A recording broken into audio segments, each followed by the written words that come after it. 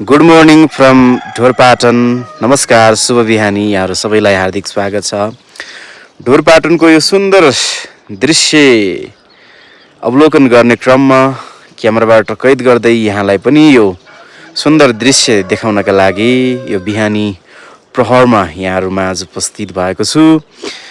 निकै सुन्दर ठाउँ, प्राकृतिक सौन्दर्यताले भरिपूर्ण ढोरपाटनको यो भूमिमा यति बेला उपस्थित छु म।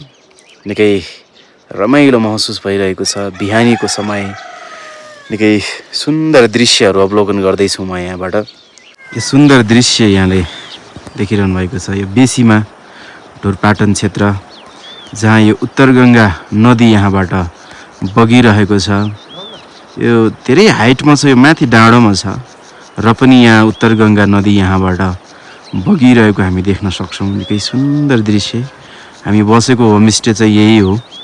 हिजो राति हामी यहाँ आइपुगेको र अहिले हामी बिहान चाहिँ अब अवलोकनका लागि यहाँबाट चाहिँ बाहिर जाँदैछौँ। निकै सुन्दर दृश्य यहाँलाई मैले यो क्यामेराबाट कैद गरेर देखाइरहेको छु। धेरैजना आउनुभएको छ होला, धेरैजना नआउनु भएको पनि हुनसक्छ।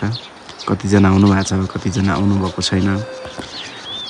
बिहान निकै मौसम खुलेको मौसम। अहिले अलि डाँडोतिर चाहिँ हल्का कुहिरो लागे तापनि निकै सुन्दर देखिन्छ यहाँको यो बस्तीहरू, यहाँको यो दृश्य। पाटनै पाटन छ यहाँ। हल्का घाम यहाँबाट चाहिँ उदाउँदैछ। यो गाउँको सुन्दर दृश्य यति बेला निकै रमाइलो महसुस भइरहेको छ हामीलाई। हामी यहाँका थुप्रै पाटनहरूको अवलोकन गर्नेछौँ। थुप्रैवटा पाटनहरू छ। मुख्य पाटनमा जानका लागि यहाँबाट 3 घन्टा लाग्छ अरे। सम्भव भएसम्म हामी त्यो पाटनसम्म पनि पुग्ने कोसिस गर्नेछौँ। काठे पुल अवलोकनका लागि यति बेला हामी आइपुगेका छौँ। यो मेरो पछाडिपट्टि यहाँले देखिरहनु भएको छ, यो करिब 200 वर्ष पुरानो काठे पुल भएको हामीले जानकारी पाएका छौँ। निकै कलात्मक ढङ्गबाट चाहिँ यो पुलको निर्माण गरिएको छ।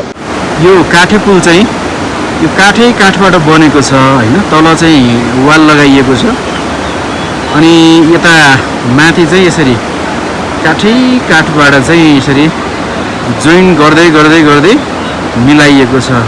यो करिब 200 वर्ष पुरानो भनिएको छ। यो निकै कलात्मक ढङ्गबाट चाहिँ यो बनाइएको पुल हो। आवत जावत गर्नको लागि, सहजताका लागि यो पुलको निर्माण गरिएको हामी देख्न सक्छौँ। यो उत्तर गङ्गा नदी यहाँबाट बगिरहेको हामी देख्न सक्छौँ। त्यसमाथि बनेको यो कलात्मक पुल जहाँ धेरै पर्यटकहरू यो पुलको अवलोकनका लागि यहाँ आउने गर्नुहुन्छ।